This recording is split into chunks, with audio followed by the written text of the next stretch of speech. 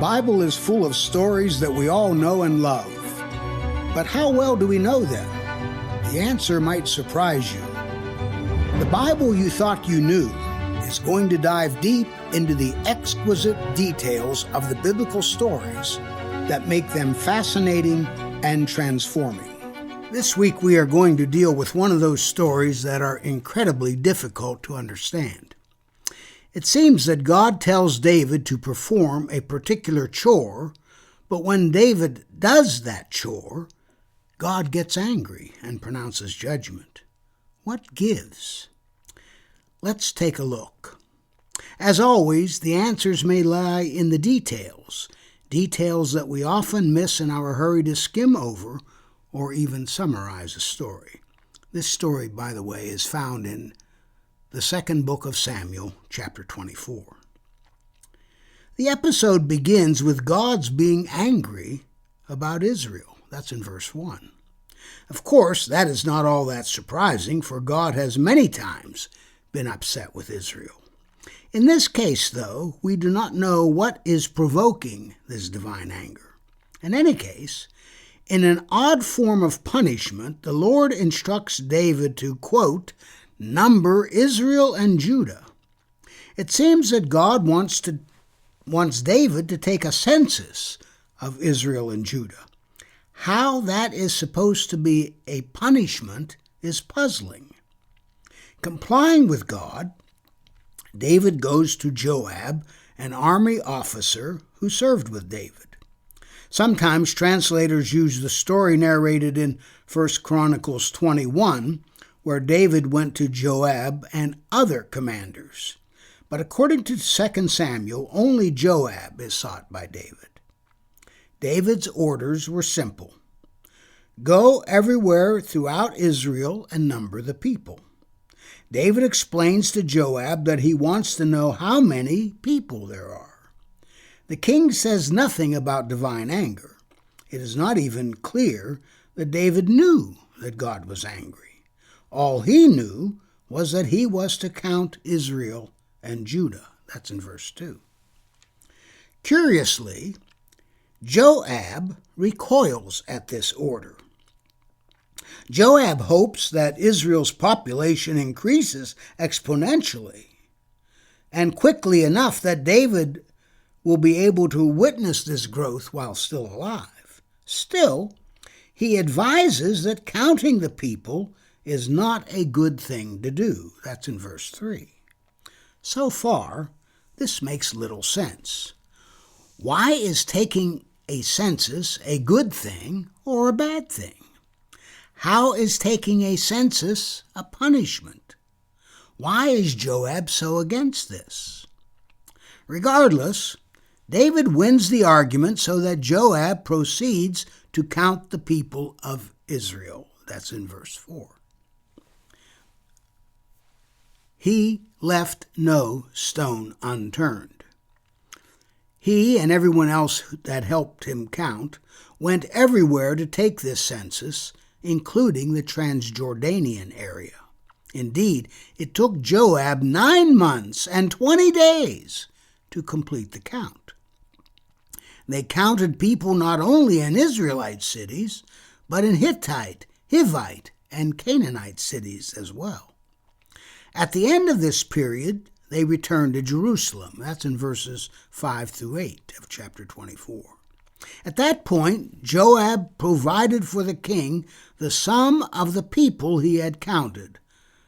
The count was specific: 800,000 men who drew the sword from Israel, 500,000 from Judah. That's in verse 9.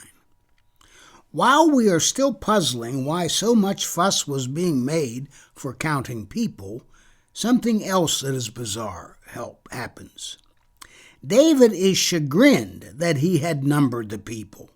He is so upset with himself that he blurts out to the Lord, "I have sinned greatly in what I have done." He goes on to ask for forgiveness, saying that what he had done was foolish. That's in verse 10.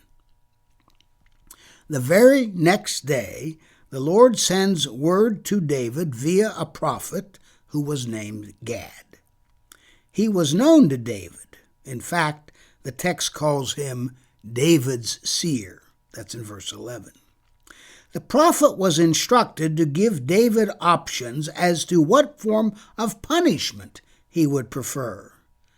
Punishment was certain, but David was given the privilege of deciding exactly what form it would take. Choice 1 was 7 years of famine. Translators sometimes opt for the number in Chronicles, which was 3 years of famine.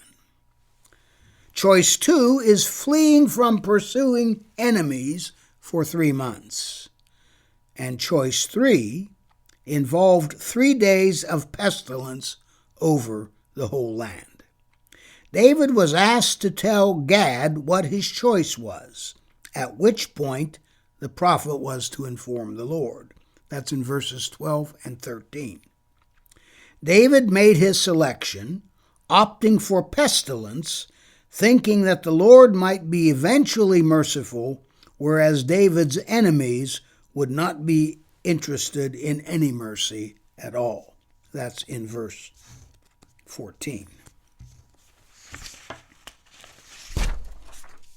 Before we go any farther, though, we need to settle an issue. What did the Lord ask David to do? Why was Joab so against this? And after the count, why did David have a crisis of conscience about what he had done? Let's take a second look, paying special attention to detail. The Lord wanted David to number Israel and Judah. That's in verse 1. Recall that this request was because the Lord was angry. This is why the Lord incited David against them, namely Israel. However, when David relayed the divine command to his general, Joab, he changed the content. King David ordered Joab to number the people. According to David, this had nothing to do with God's demand. Instead, David gave this order so that he would know the number of the people. Now, in Hebrew, the word for people is In some contexts, though, has another meaning.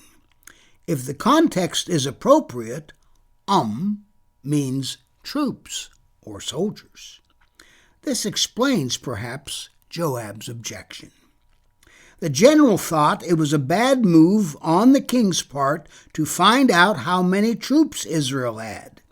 Keep in mind that conventional power was never to be what Israel counted on for their safety and security. The contest between conventional and unconventional power is illustrated in the famous story when David defeats the Philistine, otherwise known as Goliath, in 1 Samuel 17. In my podcast on that story, I emphasized that 3 whole verses were dedicated to describing the Philistine's armor, sword, and the like, whereas only 2 or 3 words were used to describe his size. David defeated the Philistine, who epitomized conventional military power, with the weapons a shepherd had, which obviously were decidedly unconventional weapons. Sure enough, when Joab completed the count, we are informed that the northern part of God's people, called Israel, had 800,000 men who drew the sword, that is, were soldiers, whereas the southern part of God's people, referred to as Judah, had 500,000 implied soldiers. This was the problem. God wanted a census of all Israelites, men, women, and children. But David changed the orders so that he could get a handle on how many troops he had. This was what led to David's crisis of conscience. His kingship had begun in 1 Samuel 16 and 17, when he was so closely associated with sheep, and whose father did not think he was worthy to be considered king because of that, and when he killed Goliath with a shepherd's slingshot, thus underlining his reliance on unconventional power. But now David had devolved. He is currently so reliant on conventional military power that he countermanded God's orders to take a general census and substituted finding out how many troops he had at his disposal. This led to another instance of divine judgment, in which case David chose pestilence sent from God. When David made his selection known to Gad, the prophet, the king expressed his confidence that God's mercy would eventually be available. Were human beings involved only, David expected no mercy whatsoever. God sent the pestilence as an act of divine judgment. Many Israelites died because of this. That's in verse 15. When, however, the angel of the Lord was about to target Jerusalem with the pestilence, the Lord relented, calling for a cessation of the pestilence, and ordered the angel to stop. That's in verse 16. When this took place, the angel was by the threshing floor of a man named Araunah. David apparently was around this site as well. Perhaps in a kind of a flashback, we discover that when David saw the destruction that the angel was wreaking, the king pled to the Lord. David's plea was that he was the one who had sinned, not the people. Why should Israel suffer for a sin that they had not committed? David asked God to punish only him and his dynasty. When he prayed this prayer, David referred to the people as these sheep. That's in verse 17. These sheep who were innocent, at least this time. By referring to Israel as these sheep and praying in their behalf and insisting on their innocence, David is reverting to his previous occupation as a shepherd who cares for the sheep. Toward the end of the episode, the prophet Gad went to David and told him to go to the very threshing floor where the angel of the Lord had just been and erect an altar. That's in verse 18. David did so. When the king and his servants got there, Araunah, the owner of the threshing floor, bowed to the king, asking him about the purpose for the visit. That's in verses 19 to 20. David's response was that he wanted to buy the threshing floor so that he could build an altar to the Lord. Evidently, this was to seal God's relenting of the divine anger that had prompted the plague in the first place. That's in verse 21. When he heard this, Araunah offered not only the site, but the animals that could be offered on the altar that was about to be built. That's in verses 22 and 23. But David refused this generous offer, noting that it would be unseemly to offer to the Lord something that had cost him nothing. That's in verse 24. Afterwards, David brought both